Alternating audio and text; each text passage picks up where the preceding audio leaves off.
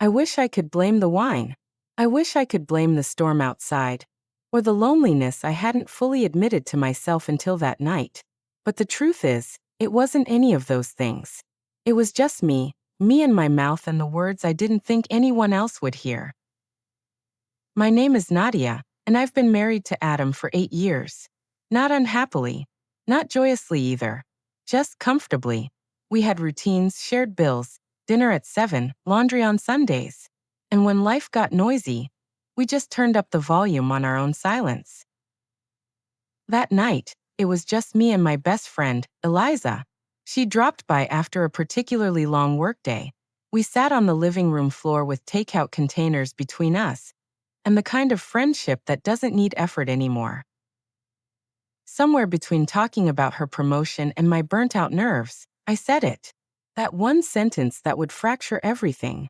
I laughed unthinking, fork hovering in midair, and I said, if I had to marry all over again, I probably wouldn't choose Adam. It hung there, like a joke that wasn't funny, a spark without oxygen. Eliza's fork paused, her smile froze. You don't mean that, she said, trying to steer the moment back to safety. I don't know, I shrugged too casually. He's not a bad person. Just not who I thought I'd end up with. It's like I blinked and now I'm here, living someone else's life. I didn't mean it to sound cruel, but it did. The door to the hallway creaked. I thought it was the wind. Or maybe our cat Milo. I didn't think anything of it. Until I turned and saw Adam. He stood there with a glass of water in his hand, half full, completely still. He didn't say anything. Not a word. Just met my eyes like he was trying to remember who I was. Adam, I said too fast, as if I could take it all back with just his name. But he didn't respond. He just turned and walked away. The sound of the bedroom door closing felt louder than any argument we'd ever had. Eliza looked at me with wide, guilty eyes. I didn't know he was home, she whispered. But I wasn't mad at her. How could I be? I was the one who had opened my mouth. I waited for him to come out. For him to yell. To cry. To throw something, even. But nothing came. Just silence. And silence with Adam was never a good sign. I knocked on the door later that night. Can we talk? I asked softly. No response. Please. Still nothing. I sat outside the door for an hour before giving up. The next morning he was gone. Not his clothes. Not his phone charger. Just him. He didn't take his car. He didn't leave a note. Just absence. And I didn't know what to do with that kind of emptiness. I called him twice. No answer. I texted him. Please, let's talk. I didn't mean it like that. Still no reply. By afternoon, I stopped pretending to be calm and started pacing the living room like a trapped animal. It wasn't like Adam to just vanish. He was the predictable one. The one who folded his laundry in perfect squares. Who always let the car warm up for 5 minutes before driving. Who told me every time he was running late, even by 10 minutes. But this time, nothing. And that terrified me more than if he'd screamed at me or slammed the door on his way out. Eliza came back that evening. She brought coffee and guilt. Have you heard anything? She asked, like she was scared of my answer. I shook my head. Nothing. It's like he's just evaporated. Maybe he just needs space, she offered weakly. I didn't respond. I didn't want space. I wanted my husband back. Even if I hadn't always appreciated him, I never wanted to lose him. But part of me wondered, was this the first time he realized how little I'd been giving back? How long had he been holding his breath in this marriage, hoping I'd finally see him? That night I didn't sleep. Every sound outside made my heart race. Every passing car felt like it might be him. But he never came. The second day was worse. No texts. No calls. No bank activity. I checked. I'm not proud of that. But desperation doesn't care about pride. By the third day, I started going over every conversation we'd had in the last month. Every argument. Every sigh, every "I'm fine" that wasn't. And I realized how blind I'd been. We hadn't really talked in weeks. Months maybe. I'd been distracted with work, with deadlines, with my own discontent. And Adam, he had just gone quiet. Slowly, subtly, until I didn't even notice he wasn't sharing things anymore. I'd stopped asking about his day. He'd stopped offering. We'd become polite roommates with shared expenses and separate hearts. And maybe that's why what I said hurt him so much. Not because it was out of nowhere, but because it was exactly what he feared deep down. That I didn't choose him. That I wouldn't again. I started writing a letter that night. Something to say everything I couldn't say out loud without falling apart. Something real. Honest. Not defensive. But the paper stayed blank. Because I didn't know if I was writing to a man who still wanted to hear from me. I went to his brother's house the next day. Knocked on the door like some lost kid. "Is Adam here?" I asked. His brother looked surprised. "No. I thought he was with you." And that's when panic truly set in. If not here, then where? Where does a man go when he doesn't want to be found? That night, I curled into the center of our bed, the one he hadn't slept in for days, and I let the guilt swallow me whole. It wasn't what I said that broke us. It was everything I hadn't said before that. I didn't cry. Not then. Because I still believed he'd come back. He had to.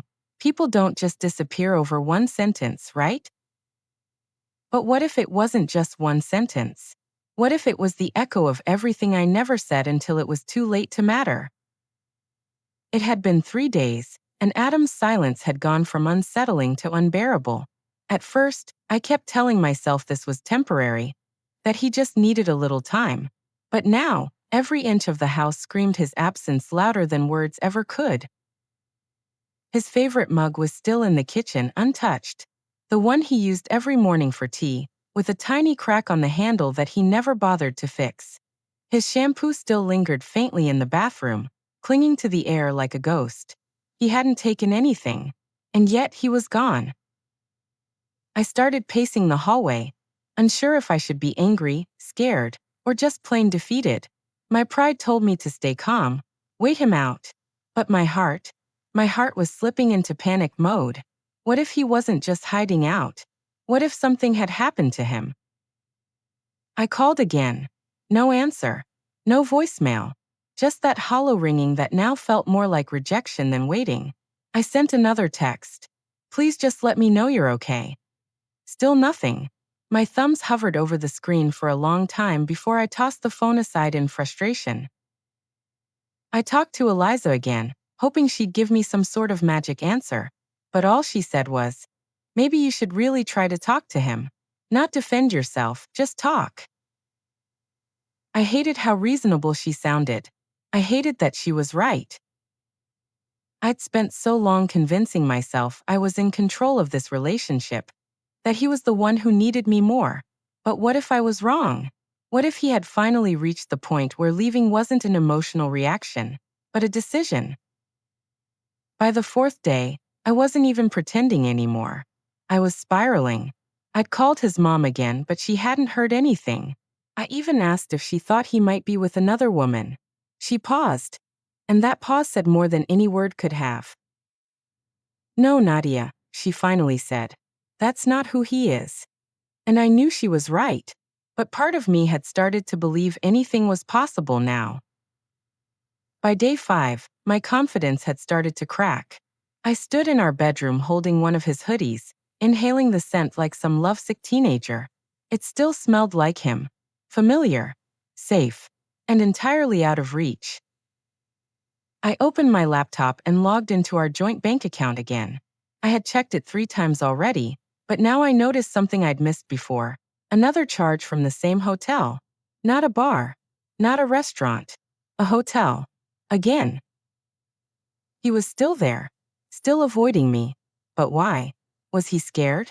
Angry? Or just done? I grabbed my keys and drove to the hotel without a plan. I didn't care how it looked anymore. I was done waiting for answers. If he wouldn't come to me, I'd go to him. The lobby was quiet. A woman at the front desk greeted me with that overly sweet tone customer service people are trained to use. I leaned in slightly. Hi, I think my husband is staying here. Can you tell me what room he's in? She smiled apologetically. I'm sorry, ma'am. I can't disclose any guest information without authorization. I nearly laughed. Not because it was funny, but because I was so on edge I didn't know whether to scream or cry. He's my husband. I repeated, sharper now. He hasn't been home in days. She shook her head politely. I understand, but I really can't help you. I nodded once, turned around, and walked out of there like I hadn't just fallen apart inside. I sat in the parking lot for almost an hour, staring at the hotel entrance. I imagined him inside, lying on a stiff bed, watching some mindless show on TV. Alone. Not reaching for me. Not missing me. The idea of him being okay without me hurt more than anything else ever could. Back home, the silence in the house pressed down like a blanket I couldn't pull off. I walked around restlessly, touching his things, flipping through old photo albums, looking at a version of us that felt like it belonged to strangers. That night, I opened a blank document on my laptop. If I couldn't talk to him, maybe I could write. I started typing a letter I didn't even know if I'd send. Something inside me needed to say the things I had been too proud, or too blind, to say before. Dear Adam, I don't know if you'll ever read this. I don't even know if you still want to hear from me. But I need to try.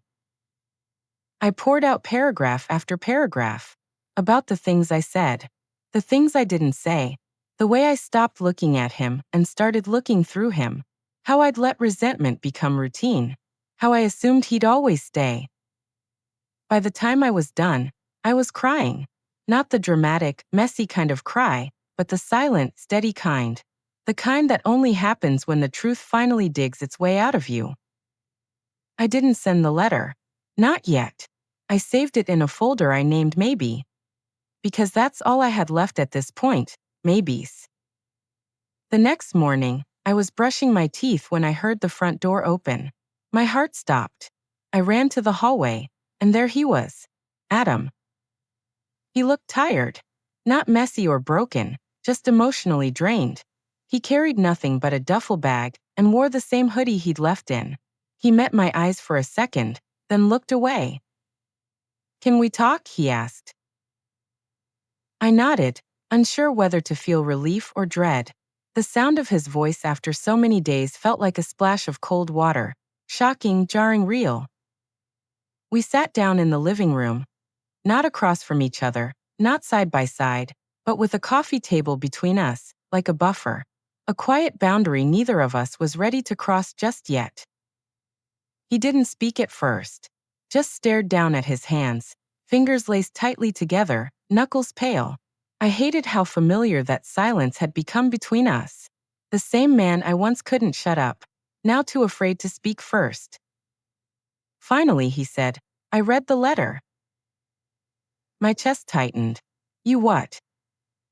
He looked up, eyes tired but not angry. Your laptop was open.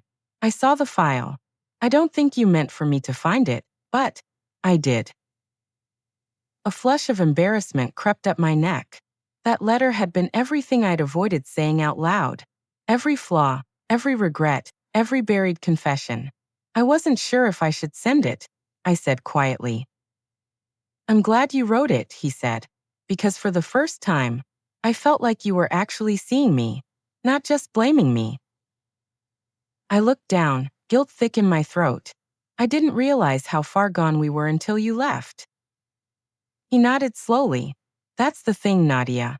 I didn't leave because I was mad at you. I left because I didn't recognize myself anymore when I was with you. The words hit like a slap, not because they were cruel, but because they were true. I spent years trying to be the version of me you'd be proud of, he continued. But over time, I stopped feeling like I mattered.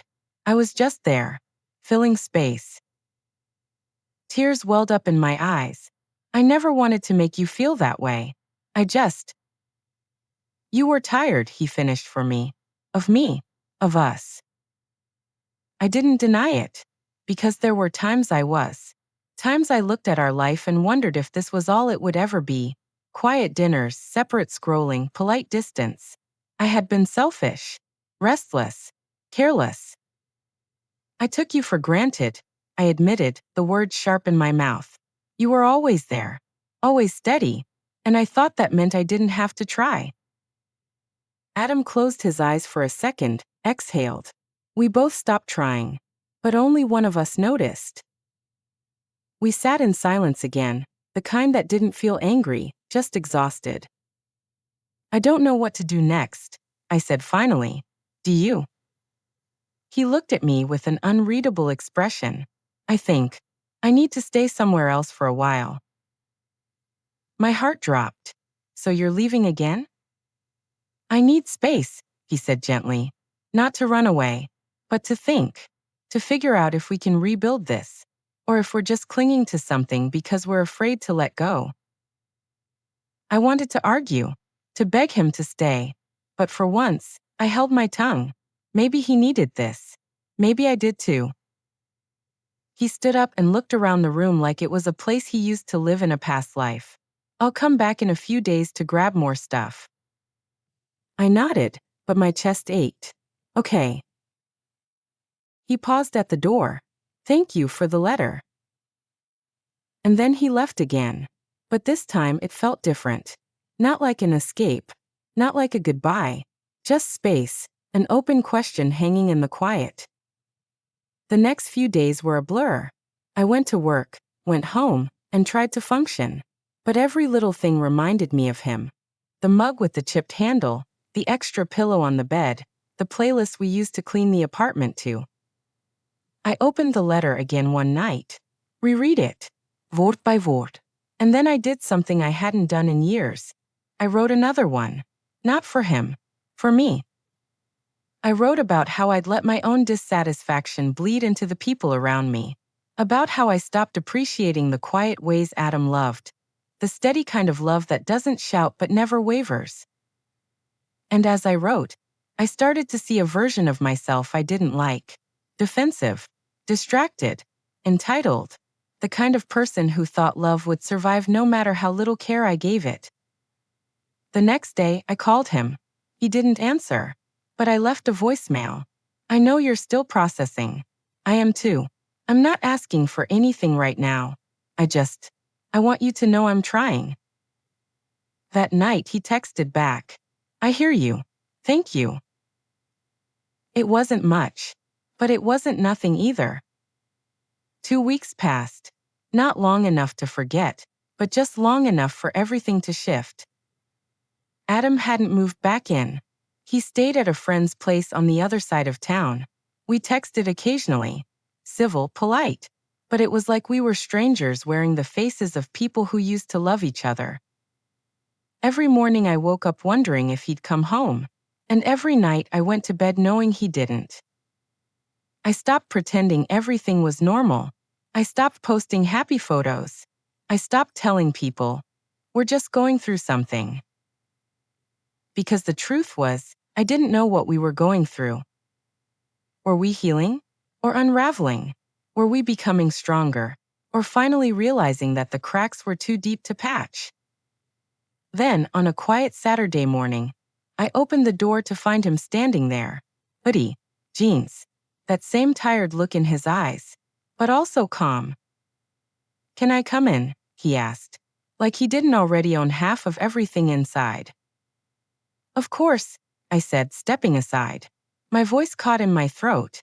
It felt like I was standing on a cliff's edge, waiting to find out if we were about to fly or fall. We sat down at the table. No coffee, no distractions, just us, and years of unspoken weight between us. I've been thinking, he started, about all of it, about us. I nodded, afraid to interrupt, afraid if I did, the moment might shatter. I loved you, he said. Still do. But I think I started loving the version of you I thought you were, more than the person you've actually become. The words stung, but they didn't surprise me, because I had done the same thing. fallen in love with who he used to be, and struggled to accept who he'd grown into. I wasn't fair to you either, he continued. I let things slide. I let myself disappear just to keep the peace. And somewhere along the way, I stopped feeling like I mattered. I opened my mouth, but he held up his hand gently. Let me finish?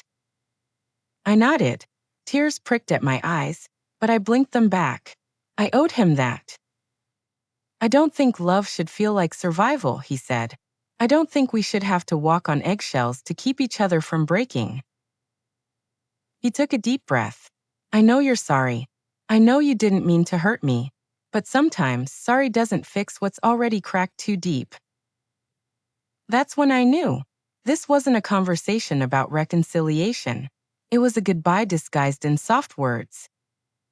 So what now? I whispered. I think we let each other go, he said. With grace. With love. Without more damage. I wanted to scream. To grab him. To tell him no, we could fix it, we'd try harder. But the truth echoed inside me. We'd both tried, just not always at the same time. I don't hate you, he said. And I don't want you to hate me. I don't, I whispered. I never could. We sat there for a while. No anger. No begging. Just two people who had run out of time. Before he left, he said, I hope you find yourself. The version of you that doesn't need to tear someone down to feel whole. And just like that, he was gone. The door clicked shut behind him. Not like a slam, but like punctuation at the end of a sentence I never wanted to finish. Weeks passed. Then months. I stayed in the apartment for a while, unable to leave the life we built. I saw him once at a distance, in a bookstore. He looked different. Lighter. He saw me too. We nodded. No words. No wave. Just a quiet acknowledgement that we'd once meant something real. Sometimes I still hear his footsteps when the hallway creaks. I still check my phone expecting a message. I still sleep on my side of the bed. But I also see things differently now. I see the cracks I ignored, the selfishness I excused, the words I never said, and the ones I should have never said at all. If you ask me what broke us, I won't say it was one sentence. It was the silence after it. And that was the story of what happens when love is taken for granted, when silence becomes louder than words. If this story touched you in any way, if you've ever had a moment you wish you could rewind, then don't forget to like this video, share it with someone who needs to hear it, and subscribe to the channel for more real, emotional stories, right here on True Love Rewind. We're bringing you the kind of love stories that don't always have fairy tale endings, but they always come from the heart. Speech balloon, and before you go, tell us in the comments, have you ever said something you wish you could take back? We'll see you in the next rewind. Take care of your heart and each other. Coração partido, coração vermelho.